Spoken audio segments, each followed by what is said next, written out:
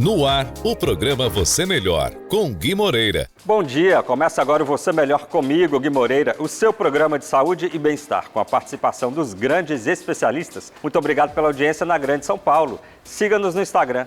Estamos também em tempo real pela internet.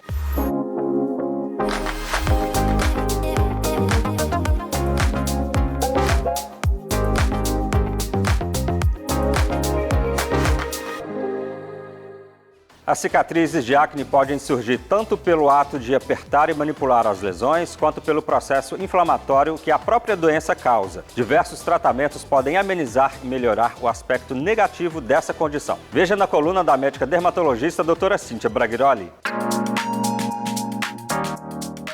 Bom dia, Gui Moreira. Bom dia para você que está nos assistindo. O assunto de hoje são as cicatrizes de acne, uma condição que afeta muito a autoestima das pessoas. Felizmente, existem diversos tratamentos que podem amenizar e melhorar o aspecto negativo que elas causam.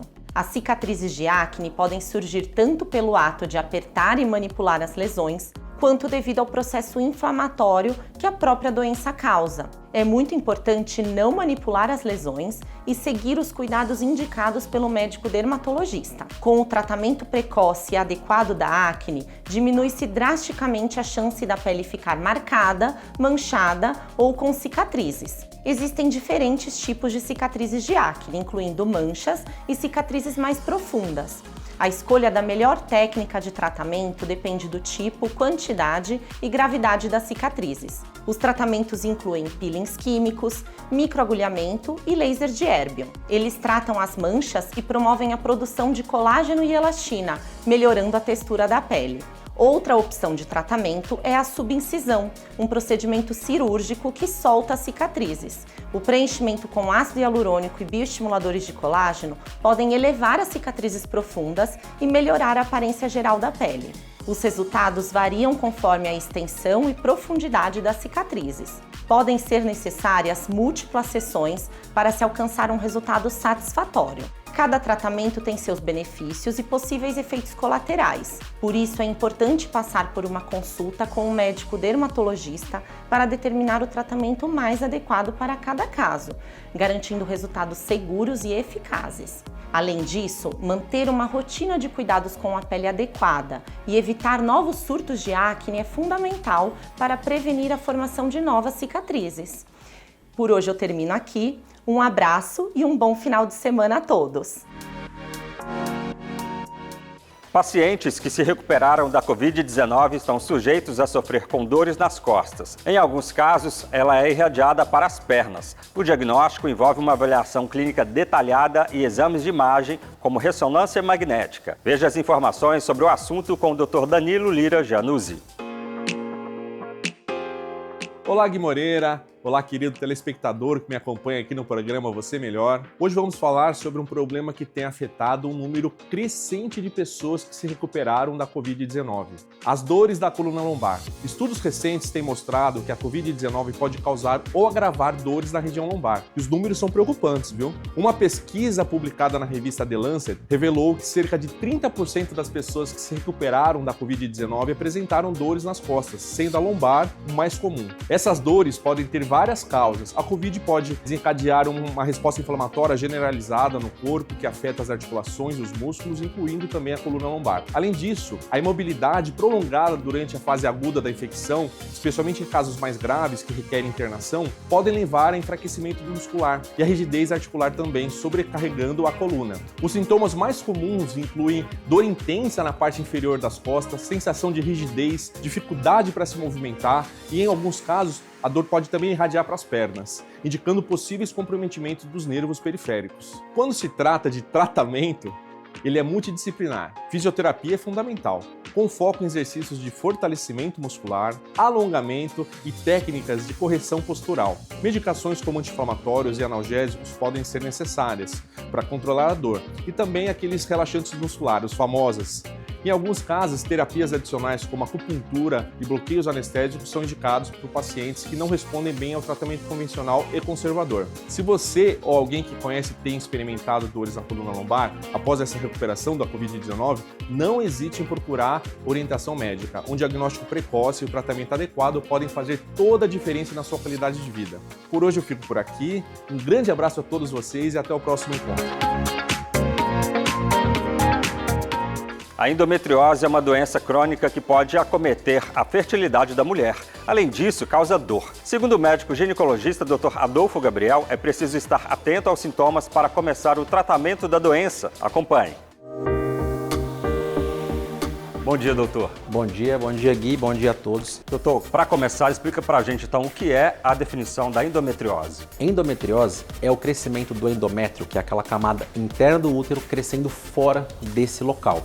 E vale pontuar a questão da parte hormonal, que é um componente do estrogênio, um hormônio da mulher que é responsável pela proliferação e o desenvolvimento da endometriose. Além da história familiar importante, uma vez que pacientes que tenham mãe ou irmãs com endometriose têm uma chance 7 vezes maior de também apresentar endometriose. Quais são os sintomas e como funciona o tratamento? Primeiro, é importante destacar, não existe aquela história de que é normal ter dor. A mulher não precisa sofrer com as cólicas menstruais. Então, para dar uma dica e ser didático para você entender os seus sintomas, são os 4 Ds da endometriose. A dismenorreia, que é a cólica na menstruação.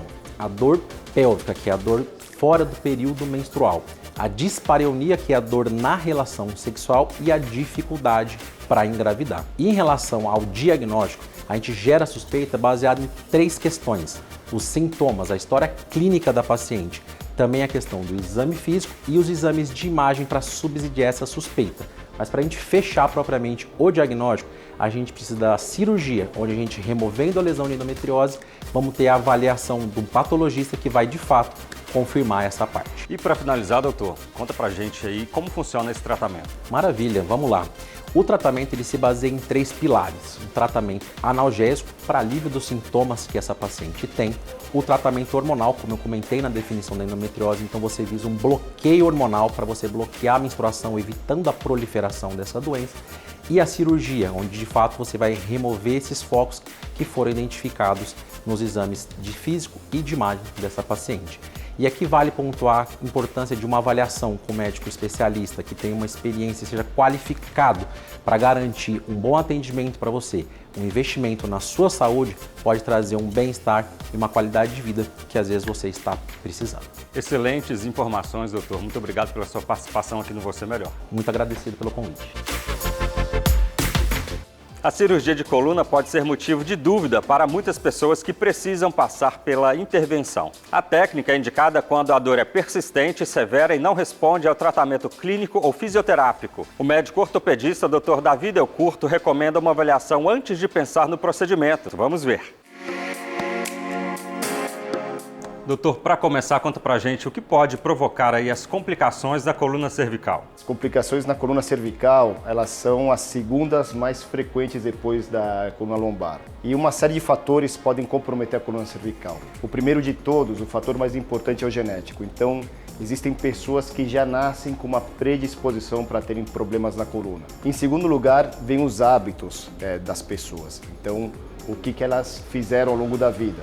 Então, pessoas que têm atividades estressantes, tanto de ponto de vista físico, atividades estressantes do ponto de vista emocional, pessoas que carregam muito peso, pessoas com esforços repetitivos, pessoas com hábitos ruins de obesidade, tabagismo. Então, existem diversos fatores que influenciam a qualidade de vida com relação à coluna dessas pessoas. E quando é necessária uma cirurgia? A cirurgia a gente acaba precisando fazer em 3 situações específicas. A primeira é aquele paciente que tem uma dor crônica, aquela dor que já dura mais de 3 meses. Geralmente são pacientes que não têm uma dor muito intensa, mas que vem tratando e não conseguem melhorar da dor. A segunda situação são pacientes que têm uma dor muito aguda, muito intensa. Aquela dor que não melhora com remédios convencionais, com fisioterapia. E a terceira situação, que é a mais perigosa, são pacientes que começam a ter uma perda neurológica, que se entende como uma perda de sensibilidade, uma perda de algum movimento ou até com a perda de coordenação. Como é a vida da pessoa após essa cirurgia? A maioria das vezes, essas pessoas voltam à rotina normal. Inclusive, uma dúvida muito frequente entre os pacientes é se eles podem voltar às práticas esportivas. E na grande maioria das vezes, mais que 90% das vezes, os pacientes acabam voltando, inclusive aqueles jovens que já praticavam esportes inicialmente, eles podem voltar às práticas que eles já estavam habituados antes. Em alguns casos, a gente encaminha o paciente para fazer uma reabilitação no pós-operatório, eles fazem algumas sessões de fisioterapia, mas é muito importante aquele período do pós-operatório imediato, o repouso em casa. Aquelas férias forçadas, que não são apenas as férias para o corpo, mas também as férias para a cabeça. Então, assim, pelo menos uma semaninha em casa é importante depois dos procedimentos. O refluxo, a gastrite e a inflamação do esôfago, conhecida como esofagite, provocam uma série de desconfortos. São provocados por conta do excesso de ácido estomacal. O método estômago de ferro é uma forma de tratar essa condição. É o que você vai saber agora com o fisioterapeuta e osteopata Victor Buono. Confira.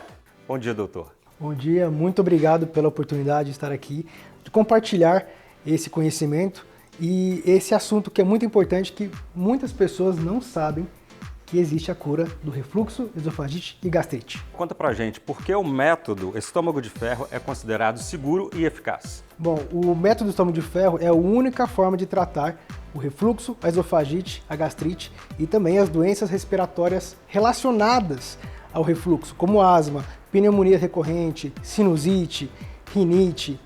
Veja bem, o refluxo, a gastrite e a esofagite não são causados pelo excesso de ácido. Nós temos bem na entrada do estômago uma válvula anti-refluxo, que também é chamada de esfíncter esofágico inferior. A função dela é manter fechada para que a gente consiga digerir o alimento que nós ingerimos. O grande problema é quando essa válvula ela fica disfuncional, ela fica fraca. É aí que vem o refluxo. Agora, doutor, conta pra gente os motivos que causam a fraqueza da válvula anti-refluxo. Um desses fatores é a falta de ácido. O estômago, ele envia, quando ele produz ácido suficiente, ele envia um estímulo para a válvula para ela se manter fechada. Agora, outros fatores que podem causar essa disfunção, essa fraqueza, são cirurgias na região abdominal, como cirurgias plásticas, a bariátrica, retirada de vesícula, retirada de apêndice, a obesidade, o sedentarismo, o tabagismo, o alcoolismo e também o excesso de medicamentos. Como resolver esse problema? Como a válvula é um músculo, é necessário exercícios específicos e orientações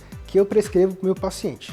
Então você consegue fazer o tratamento aí do conforto da sua casa totalmente online. Ele é bem simples de ser feito. Doutor, e por que os tratamentos convencionais com medicamentos não funcionam? Uma coisa que a gente tem que ter em mente é que medicamento nenhum vai fortalecer a válvula, já que ela é um músculo. Então ela tem que ser fortalecida com exercícios específicos e orientações. Outra coisa que também temos que levar em conta é que algumas bulas dos principais medicamentos, dos principais prazóis, lá cita como efeito colateral regurgitação ácida, que é o famoso refluxo. E também há estudos comprovando efeitos colaterais como diverticulite, pólipos gástricos, osteoporose, anemia, depressão e até demências como Alzheimer. Agora, doutor, quem fez a cirurgia do refluxo, elas podem também fazer esse exercício, o seu tratamento? Podem sim, elas com certeza vão se beneficiar com o tratamento do método estômago de ferro, porque ele não é invasivo e pode ser feito, como eu falei, da sua casa. Muito obrigado pela sua participação aqui no Você Melhor. Eu que agradeço a oportunidade de compartilhar meu conhecimento. Se você quer saber mais, pode me seguir pelas redes sociais, no Instagram, @dr.victorbuono e no canal do YouTube, @drvictorbuono. Muito obrigado mais uma vez e um bom fim de semana. O Você Melhor SP de hoje vai ficando por aqui. Confira as nossas edições em Minas Gerais, Paraná e Santa Catarina. Para rever, escaneie o QR Code que está aqui na tela. Você Melhor, os grandes especialistas passam por aqui. Nos vemos na próxima semana aqui na tela da Band São Paulo. Até lá!